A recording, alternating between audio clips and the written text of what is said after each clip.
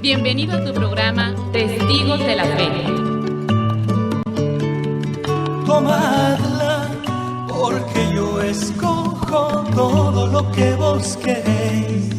Tomadla, porque yo escojo todo lo que vos queréis. Si vives santamente, morirás santamente.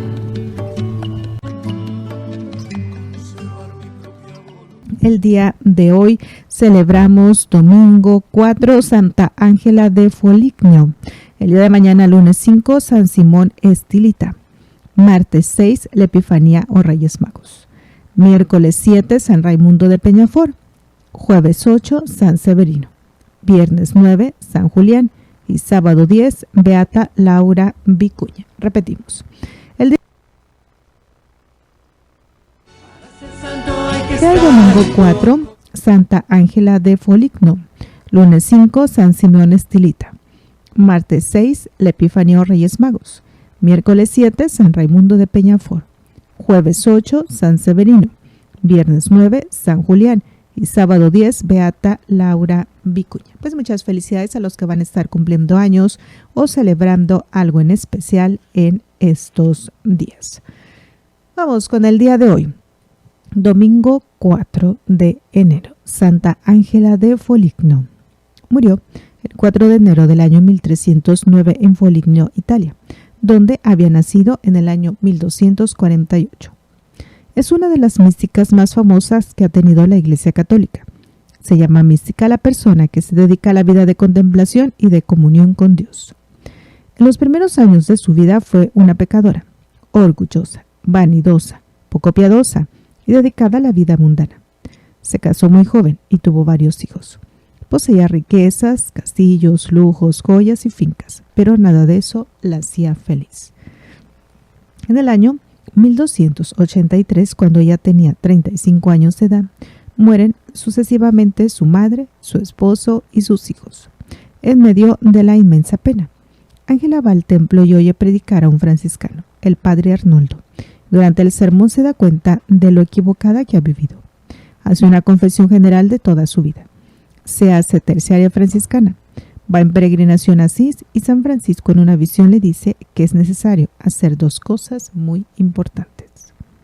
Vender todo lo que tiene, darlo a los pobres y dedicarse a meditar en la pasión de nuestro Señor Jesucristo. Así lo hace, lo vende todo, menos un castillo o palacio que estima muchísimo. Hasta que en una visión oye decir a Cristo crucificado, y por amor a tu Redentor, ¿no serás capaz de sacrificar tu palacio preferido? Lo vende también, y todo el dinero recogido lo distribuye entre los pobres. Vende todas sus joyas y lujos, reparte el dinero entre los más necesitados y se dedica a la vida de contemplación y de meditación, en la vida, pasión y muerte del Señor. Ha sido llamada la mística de la pasión de Cristo y fue tan grande el amor que adquirió hacia la pasión y muerte del Señor que le basta mirar una imagen de Jesús doliente o oír hablar de su santísima pasión para que se enrojeciera su rostro y quedara como en éxtasis. En visiones se le puede comparar con Santa Teresa y Santa Catalina. El padre Arnoldo le dictó su autobiografía. En ella se dice lo siguiente: yo, Ángela de Foligno, tuve que atravesar muchas etapas en el camino de la penitencia o conversión. La primera fue el convencerme de lo grave y dañoso que es el pecado. La segunda, el sentir arrepentimiento y vergüenza de haber ofendido al buen Dios. La tercera, hacer confesión de todos mis pecados. La cuarta, convencerme de la gran misericordia que Dios tiene para con el pecador, que quiere ser perdonado. La quinta, el ir adquiriendo un gran amor y estimación por todo lo que Cristo sufre por nosotros. La sexta, adquirir un gran amor por Jesús Eucaristía. La séptima, aprender a orar, especialmente recitar con amor y atención el Padre Nuestro. La octava, tratar de vivir en continua y afectuosa comunicación con Dios. En la Santa Misa veía muchas veces a Jesucristo en la Santa Hostia. A su alrededor se reunían frecuentemente un selecto grupo de hombres y mujeres, terciarios franciscanos, a los cuales fue bendiciendo uno por uno como una madre cariñosa. La tarde del 4 de enero del año 1309, y luego, santamente y en gran paz, su alma voló a la eternidad. Sobre su sepulcro se han obrado innumerables milagros. Señor, tú le dijiste en una visión a Santa Ángela: el mejor camino para llegar a la santidad es estudiar la vida de Cristo en el Evangelio y tratar de imitarlo. Haz que nosotros estudiemos la vida de Jesús y lo imitemos siempre. Amén. Pues hoy le estamos celebrando Santa Ángela de Foligno. Vamos con el día de mañana, lunes 5, San Simeón Estilita. Nace cerca del año 400 en el pueblo de Sisan, en Cilicia, cerca de Tarso, donde nació San Pablo. Estilita significa el que vive en una columna. De pequeño se dedicaba a pastorear ovejas por los campos, pero un día, al entrar en una iglesia, oyó al sacerdote leer en el Sermón de la Montaña las bienaventuranzas en el capítulo 5 del Evangelio de San Mateo. Se entusiasmó al oír que Jesús anuncia: dichosos serán los pobres, porque de ellos es el reino de los cielos. Dichosos los puros de corazón, porque ellos verán a Dios. Se acercó a un anciano y le preguntó qué debía hacer para lograr cumplir esas bienaventuranzas y ser dichoso. El anciano le respondió: lo más seguro sería irse de religioso a un monasterio. Se estaba preparando para ingresar al monasterio y pedía mucho a Dios que le iluminara qué debía hacer para lograr ser santo e irse al cielo. Y tuvo un sueño. Vio que empezaba a edificarse el edificio de su santidad y que cavaba en el suelo para colocar los cimientos, y una voz le recomendaba: ahondar más, ahondar más. Y al final oyó que la voz le decía: solo cuando seas lo suficientemente humilde serás santo. A los 15 años entró en un monasterio y, como era muy difícil conseguir libros para rezar, se aprendió de memoria los 150 salmos de la Biblia para rezarlos todos cada semana, el 21 de cada día. Se le consideraba el inventor del cilicio, o sea, de una cuerda hiriente que algunos penitentes se amarran en la cintura para hacer penitencia. Se ató a la cintura un bejuco espinoso y no se lo quitaba ni de día ni de noche. Esto para lograr dominar sus tentaciones. Un día, el superior del monasterio se dio cuenta de que derramaba gotas de sangre y lo mandó a la enfermería, donde encontraron que el cuerdo silicio se le había incrustado entre la carne.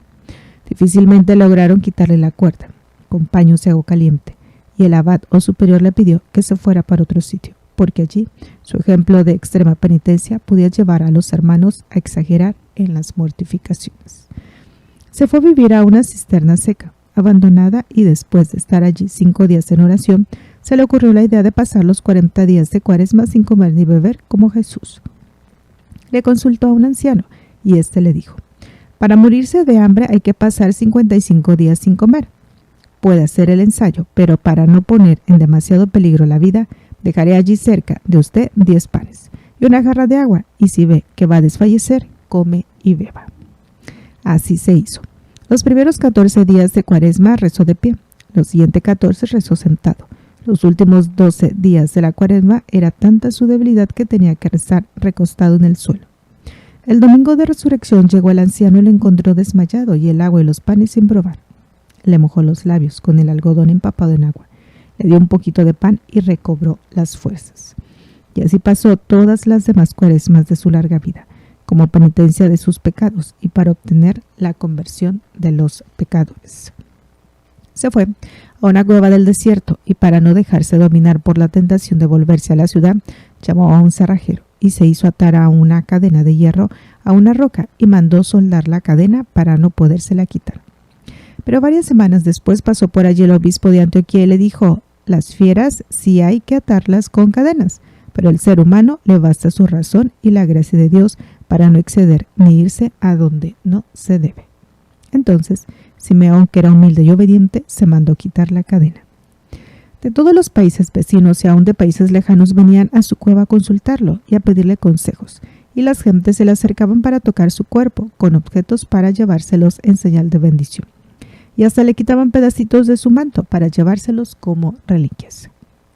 Entonces, para evitar que tanta gente viniera a distraerlo en su vida de oración, se ideó un modo de vivir totalmente nuevo y raro. Se hizo construir una columna de 3 metros para vivir allí, al sol, al agua y al viento.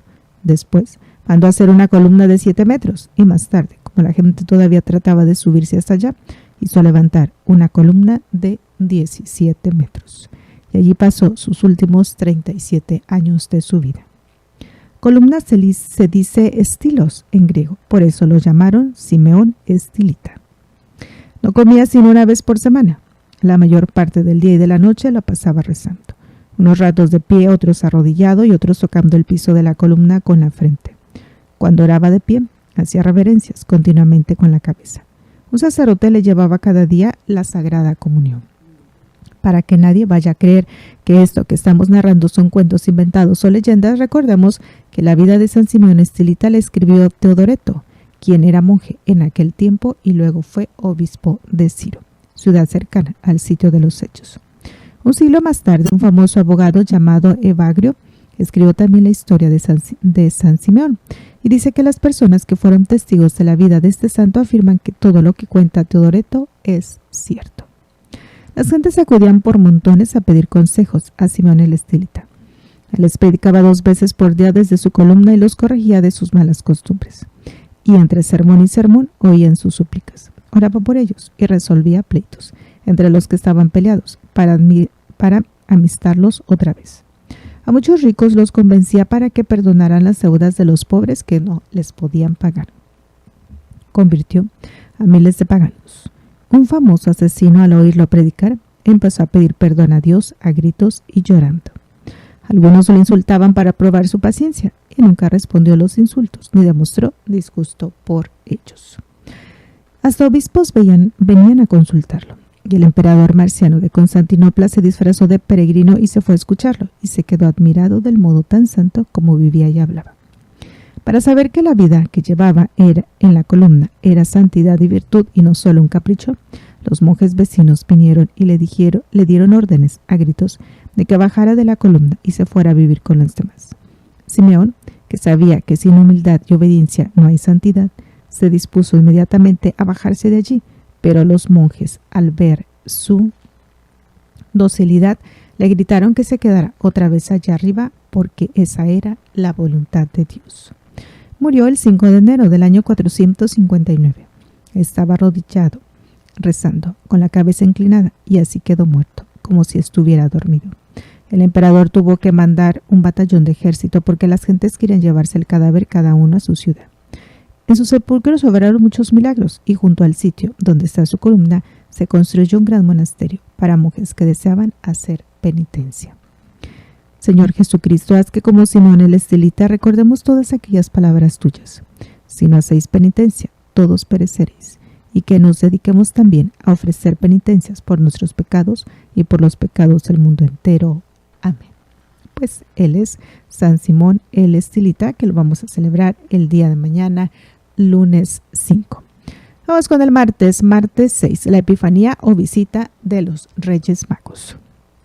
Epifanía significa manifestación o presentación en público.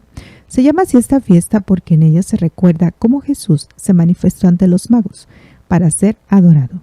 Esta fiesta se celebra el 6 de enero en la Iglesia Católica desde el año 400. La adoración de los magos al niño Jesús la narra en el Evangelio de San Mateo en el capítulo 2 y es una de las narraciones más bellas de la Santa Biblia. Magos llamaban en Oriente a ciertos sabios que se dedicaban a estudiar los astros y a profundizar en ciencias religiosas, y se les consideraba como personas de gran santidad y sabiduría que empleaban su vida en la búsqueda de la verdad. El Evangelio no dice cuántos eran, pero el Papa San León dice que probablemente eran 3, y esto lo deduce de los 3 regalos que le trajeron. La tradición le ha dado los nombres de Melchor, Gaspar y Baltasar. Venían de Oriente. Los países de Oriente de Israel eran Arabia, Persia, Asiria, Babilonia. Muchos creen que probablemente eran persas porque las gentes de ese país eran muy religiosas. Se presentaron en Jerusalén diciendo: ¿dónde está el rey de los judíos que ha nacido? Tuvieron que averiguar en Jerusalén porque al llegar a esa ciudad desapareció la estrella que los venía guiando. Y de esto se valió Dios para anunciar a esa ciudad santa el nacimiento de su hijo. Pues vimos su estrella en Oriente. El profeta Balaam había anunciado: hacia Israel avanzará una estrella y que un nuevo reinado aparecerá en Israel. Seutenio y Tácito y otros historiadores que narran hechos del siglo I cuentan que había en Oriente una creencia muy extendida de que de Palestina iba a salir uno que gobernaría el mundo entero. Aquellos hombres vieron una estrella nueva y desconocida y le fueron siguiendo hasta llegar a Jerusalén. Estaban convencidos de que ella los guiaría hasta el sitio donde había nacido el nuevo rey, que iba a gobernar al pueblo creyente. Y hemos venido a adorarle. No vienen por curiosidad ni por interés, sino a adorar como a Dios. Es un viaje de fe, el que han hecho estos tres hombres. Se les llama peregrinación a un viaje que se hace para ir a rezar y adorar. El viaje de estos magos fue una verdadera peregrinación. El rey Herodes se turbó y con él toda Jerusalén. Herodes era un rey sumamente desconfiado y mataba sin más ni más a toda persona que a él se le parecía que le podía quitar el puesto de rey. Así, mató a su esposa Mariame, a su madre Alejandra y a su hijo Antípater, y a sus dos nietos, Alejandro y Arisputo. César Augusto decía por burla que era mejor ser cerdo de Herodes que ser hijo de Herodes. Así que en casa de Herodes era más seguro ser cerdo, porque a los cerdos no los mandaba matar, pero a los hijos sí. Herodes se llenó de afán al saber que había nacido un niño que iba a ser rey, y tuvo miedo de que le pudieran quitar a él su alto puesto. Jerusalén también se llenó de emoción por dos causas: por miedo a las medidas de la crueldad de Herodes podría tomar contra los niños recién nacidos, y por la esperanza de que ahora sí hubiera llegado el tiempo de tener un rey que les concediera la libertad y el mando. Convocó a los sumos sacerdotes y a los escribas y les averiguó el sitio donde debería nacer Cristo. Ellos eran los que más conocían la Biblia y podían darle la respuesta precisa, y así lo hicieron. Ellos le dijeron: en Belén de Judea, porque así está escrito el profeta, y tú, Belén de Judá, no eres el pueblo menor entre los principales, porque de ti nacerá el caudillo, que será pastor de mi pueblo Israel. Le estaban citando el capítulo 5 del profeta Miqueas. Herodes llamó a los magos y les averiguó el tiempo de la aparición de la estrella. Quería saber desde qué edad debía mandar matar a los niños, todos los que hubieran nacido en los años cercanos a la aparición de la estrella. Al salir de Jerusalén vieron otra vez la estrella y se llenaron de alegría, y ella los guió y se detuvo encima del sitio donde estaba el niño. Al ver la estrella se llenaron de inmensa alegría. Ahora ya estaban seguros de que los guiaría al sitio seguro a donde querían llegar. Dato curioso, no se lee que alguno de Jerusalén se haya tomado la molestia de acompañarlos hasta Belén, y solo quedaba unos cuantos kilómetros. Cuánta pereza a veces para ir a dar culto y adoración a Cristo. Entraron en la casa y encontraron al niño con su madre María, y arrodillándose lo adoraron. Entraron en la casa, o sea que Jesús, María y José ya no estaban en la cueva, sino que ya habían conseguido una casita en el arriendo para vivir en Belén. Encontraron a Jesús con su madre María. A Jesús lo encontramos con su Santísima Madre. Por eso, para ir a Jesús nosotros tratamos de ser devotos de María. Abriendo sus cofres le ofrecieron oro, incienso y mirra. Oro es lo que se lleva de regalo al primer mandatario de la nación. Jesús es rey. Incienso se lleva de regalo a los dioses en sus templos. Jesús es Dios, Hijo único del único Dios. Mirra es un ungüento muy costoso, se empleaba mucho para evitar que los cuerpos se pudrieran en el sepulcro. El cuerpo de Jesús no se pudrirá en el sepulcro, sino que resucitará glorioso. Oro, incienso y mirra. La Iglesia Católica siempre ha visto figuras en estos tres regalos, los tres obsequios que nosotros debemos ofrecer siempre a Jesucristo. Oro, nuestras ayudas económicas para el culto, y para los pobres, incienso, nuestra oración, y mirra, nuestros sacrificios. Señor Jesús, que a imitación de los magos de Oriente vayamos también nosotros frecuentemente a adorarte en tu casa, que es el templo, y no vayamos jamás con las manos vacías. Que te llevemos el oro de nuestras ofrendas, el incienso de nuestra oración fervorosa y la mirra de los sacrificios que hacemos para permanecer fieles a ti, y que te encontremos siempre junto con tu Madre Santísima María, a quien queremos honrar y venerar siempre como Madre tuya y Madre nuestra. Amén. Pues es la festividad que el 6 vamos a estar celebrando tradicionalmente, pero dentro de la Iglesia Católica sería el día de hoy, la Epifanía. Compartiendo con ustedes la vida de los santos. Pues hemos escuchado este canto también alusivo a los Reyes Magos. Vamos con el día miércoles 7, San Raimundo de Peñafort. Raimundo significa buen consejero. Nació en Peñafort, cerca de Barcelona, España, en el año 1175. A los 20 años ya era profesor de filosofía en un colegio de Barcelona, y a los 30 años era profesor en la famosa Universidad de Bolonia, donde se había doctorado. En el año 1222 entró en la comunidad de padres dominicos, cuando apenas hacía 8 meses que había muerto Santo Domingo de Guzmán, el fundador de esa comunidad. Pidió a los superiores que le pusieran oficios duros y humillantes para hacer penitencias de sus pecados, especialmente de su orgullo. Pero los superiores le pusieron por oficio y tarea el dedicarse a coleccionar las respuestas que los sabios antiguos de la Iglesia daban a ciertas preguntas difíciles de los fieles, lo cual llamó casos de conciencia. Y compuso entonces su famoso libro llamado Suma, o resumen de respuestas a casos difíciles en la confesión. Raimundo obtuvo de Dios la eficacia de la palabra, o sea, que su predicación lograba conmover a los oyentes y convertirlos. Y así recorrió ciudades y campos de Aragón, Castilla y Cataluña, y los que lo acompañaban decían que parecía casi imposible que un predicador lograra tantas transformaciones con sus sermones. Junto con San Pedro Nolasco, Raimundo fundó la Comunidad de los Padres Mercedarios, dedicada a rescatar a los cristianos secuestrados por los maometanos o turcos. En el año 1230, el Papa Gregorio IX llamó a Raimundo a Roma y, entre otros cargos que le dio, lo nombró su confesor. Una de las penitencias que este santo le puso al sumo pontífice fue que atendiera siempre muy bien a las peticiones que le hicieran los pobres. El Papa le encomendó que recogiera y publicara todos los secretos que habían dado los pontífices y los concilios.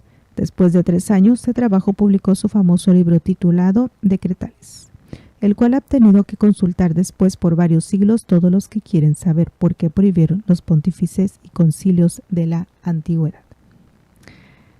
El pontífice lo nombró obispo, pero poco después el santo obtuvo que el Papa le aceptara la renuncia. Los religiosos de su comunidad lo eligieron superior general, pero a los 2 años renunció. Se consideraba apto para predicar y escribir, pero no para mandar. Los últimos 33 años de su vida los dedicó a convertir cristianos y pecadores y a obtener que muchos musulmanes se pasaran al cristianismo. En una carta a su superior en el año 1256 le informa que ya ha logrado que 10.000 maometanos se vuelvan cristianos. Este santo murió cuando estaba por cumplir los 100 años, en el año 1275. 2 reyes asistieron a su entierro y en su sepulcro se obraron maravillosos milagros. Pues él es San Raimundo de Peñafort. Vamos con el jueves 8, San Severino Predicador. Murió el 8 de enero del año 482, pronunciando su última frase, el último salmo de la Santa Biblia: todo ser que tiene vida, alabe al Señor. Había nacido probablemente en Roma en el año 410. Es patrono de Viena, Austria y de Baviera, Alemania.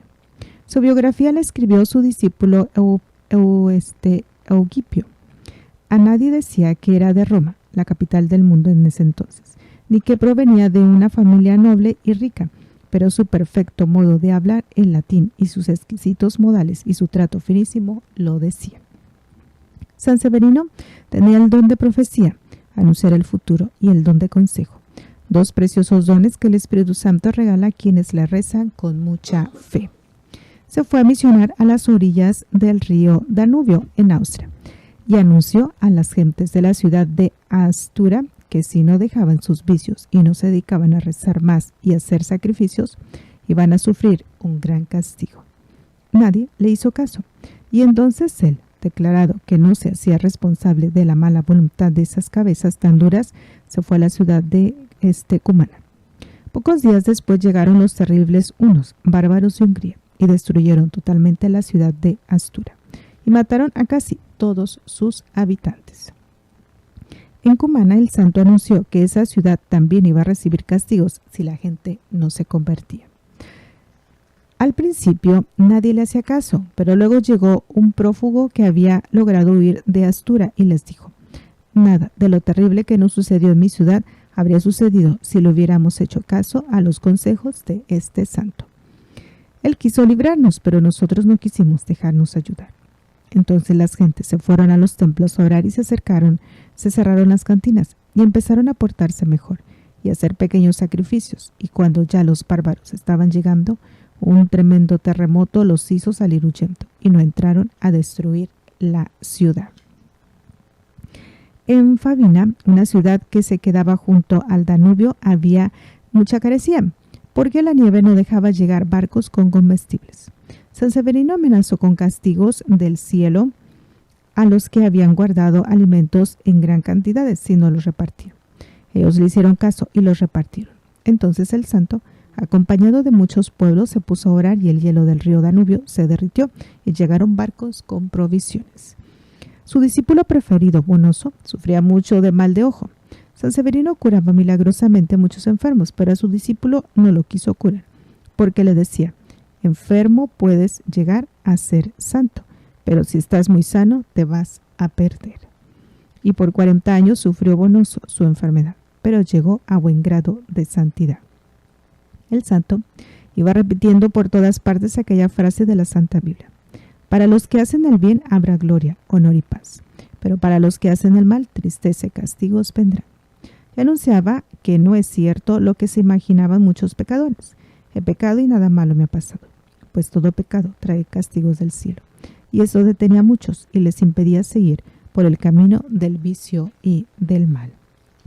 San Severino era muy inclinado por temperamento a vivir retirado, rezando, y por eso durante 30 años fue fundando monasterios.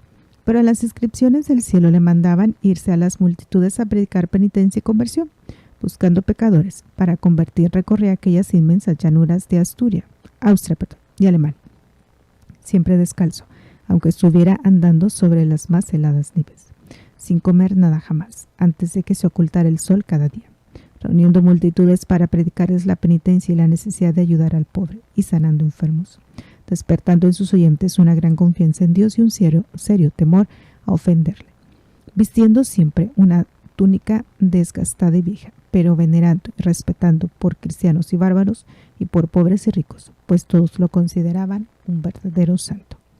Se encontró con Odoacro, un pequeño reyezuelo, y le dijo proféticamente: hoy te vistes simplemente con gran piel sobre el hombro, pronto revestirás entre los tuyos los lujos de la capital del mundo. Y así sucedió. Odoacro, con sus érulos, conquistó a Roma, y por cariño a San Severino respetó el cristianismo y lo apoyó. Cuando Odoacro desde Roma le mandó ofrecer toda clase de regalos y de honores, el santo lo único que le pidió fue que respetara la religión y que a un pobre hombre que había desterrado injustamente lo concediera la gracia de poder volver a su patria y a su familia. Así lo hizo. Gilboldo, rey de los bárbaros alamanos, pensaba destruir la ciudad de Batavia. San Severino le rogó por la ciudad y el rey bárbaro le perdonó por el extraordinario aprecio que le tenía a la santidad de este hombre. En otra ciudad predicó la necesidad de hacer penitencia. La gente le dijo que en vez de enseñar a hacer penitencias, les ayudara a comerciar con otras ciudades. Él le respondió: ¿para qué comerciar si estas ciudades se van a convertir en un desierto por la maldad de sus habitantes? Y se alejó de la ciudad. Poco después llegaron los bárbaros y destruyeron la ciudad y mataron mucha gente. En Tulman llegó una terrible plaga que destruía todos los cultivos. La gente acudió a San Severino, el cual les dijo: el remedio es rezar, dar limosna a los pobres y hacer penitencia. Toda la gente se fue al templo a rezar con él, menos un hacendado, que se quedó en su campo por pereza de ir a rezar. A los 3 días la plaga se había ido de todas las más fincas, menos de la finca del hacendado perezoso, el cual vio devorada por las plagas toda su cosecha de ese año. En Kunzin, ciudad a las orillas del Danubio, este río hacía grandes destrozos en sus inundaciones y le hacía mucho daño al templo católico que estaba construido a las orillas de las aguas. San Severino llegó, colocó una gran cruz en puerta de la iglesia y dijo al Danubio: no te dejará mi Señor Jesucristo que pases del sitio donde está tu santa cruz. El río obedeció siempre y ya nunca pasaron sus corrientes del río donde estaba la cruz puesta por el santo. El 6 de enero del año 482, fiesta de la Epifanía, sintió que se iba a morir. Llamó entonces a las autoridades civiles de la ciudad y les dijo: si quieren tener la bendición de Dios, respeten mucho los derechos de los demás. Ayuden a los necesitados y esmérense por ayudar todo lo más posible a los monasterios y a los templos. Y entonando el Salmo 150 se murió el 8 de enero. A los 6 años fueron a sacar sus restos y lo encontraron incorrupto, como si estuviera recién enterrado. Al levantarle los párpados vieron sus bellos ojos azules, brillaban como si apenas estuviera dormido. Sus restos han sido venerados por muchos siglos en Nápoles. En Austria todavía se conserva uno de los conventos fundados por él, la celda donde el santo pasaba horas y horas rezando por la conversión de los pecadores y la paz del mundo. Señor Jesús, que no nos suceda nunca ser castigados por la justicia divina, como aquellos pueblos que no quisieron escuchar la invitación de San Severino a convertirse. Recuérdenos la frase del libro santo: hoy, si escucháis la voz de Dios, no endurezcáis vuestro corazón. Que escuchemos siempre a los profetas que nos llaman a la conversión y que, dejando nuestra mala vida pasada, salvemos nuestra alma. Amén. Él es San Severino. Vamos a continuar con los santos. Todavía nos quedan 2, pero vamos a solamente hacer uno, ya que tenemos preparado una pequeña oración que más al ratito, antes de finalizar el programa, vamos a pedir al equipo de allá de cabina. Es una oración, ya que el día de hoy estamos celebrando la Epifanía. Entonces, cómo bendecir nuestra casa en el día de la Epifanía. Este lo vamos a escuchar en unos momentos más. Continuamos mientras con el día viernes 9 de enero. San Julián mártir. Nació San Julián en la ciudad de Antioquía, en Siria, de una familia que se preocupó por darle una buena formación religiosa. Los papás querían que contrajera matrimonio con una joven muy virtuosa y de familia muy rica. Pero Julián tuvo una visión en la cual vio algunos de los premios que Dios reserva para quienes conservan su virginidad y narró su visión a la novia. Y entonces los dos, de común acuerdo, hicieron voto de castidad, o sea, un juramento de conservarse siempre puros. Los papás creían que ellos formarían un hogar, pero los novios se habían comprometido a conservar para siempre su virginidad. Y poco tiempo después murieron los padres de los dos jóvenes, y entonces Julián y su prometida se fueron cada uno a un desierto a orar y a hacer penitencia. Y cada cual fundó un monasterio. Julián un monasterio para hombres y ella uno para mujeres. Muchos hombres, deseosos de conseguir la santidad, se fueron a acompañar a Julián en su vida de religioso y lo nombraron superior. Él los dirigió con especial cariño y con gran prudencia. Era el que más duro trabajaba, el que mayores favores hacía a todos y el más fervoroso en la oración, y dedicaba muchas horas a la lectura de libros religiosos y a la meditación. Su vida fue una continua cuaresma, o sea, ayunar, guardar abstinencia, orar y meditar, todos los días sin cansarse. A los súbditos nunca les reprendía con altanería ni con malos modos, ni delante de los demás, sino en privado, con frases amables, comprensibles y animadoras, que les demostraran el gran aprecio y amor que les tenía, y que llegaban hasta el fondo del alma y obtenían verdaderamente conversiones. Los religiosos decían que Julián era muy exigente y duro para sí mismo, pero que admirablemente comprensivo y amable con los demás, y que gobernaba con tal prudencia y caridad a los monjes que éstos se sentían en aquel desierto más felices que si estuvieran en el más cómodo convento de la ciudad. Y sucedió que estalló en Antioquía la persecución contra los cristianos, y el gobernador Mediano ordenó apresar a Julián y a todos sus monjes. Centenares de cristianos fueron siendo quemados por proclamar su amor a Jesucristo.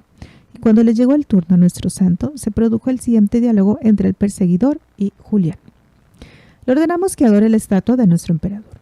Yo no adoro, sino únicamente y exclusivamente al Dios del cielo. Su Dios y el emperador es César de Roma. Mi jefe, a quien adoro y obedezco, es nuestro Señor Jesucristo. ¿Cómo se le ocurre creer en uno que fue crucificado? Es que él fue crucificado, ya resucitó y está sentado a la derecha de Dios Padre. Te ríes de nuestros dioses y del emperador, pues ahora te atormentaremos, te arrepentirás de haber procedido así. Dios ayuda a los que son sus amigos, y Cristo Jesús, que es mucho más importante y poderoso que el emperador, me dará la fuerza y el valor para soportar los tormentos. El perseguidor, viendo que con amenazas no lo conmueve, se propone cambiar de táctica y ofrece a Julián grandes premios si deja la santa religión. Tus padres eran personas muy importantes en esta ciudad. Si dejas de ser cristiano y adoras a nuestros dioses, te concederemos puestos de primera clase. Mis padres me están observando desde el cielo y se sienten muy contentos y muy honrados de que yo proclame mi fe en Cristo y derrame por él mi sangre. Empiezan a darle a Julián terribles látigos con fuentes que tienen pedazos de hierro en los extremos, pero uno de los verdugos, al tirar rápidamente el fuente, es herido gravemente en un ojo por la punta del hierro del látigo. Julián oye el grito de dolor y llama al verdugo. Le coloca sus manos sobre el ojo destrozado y se obtiene inmediatamente la curación.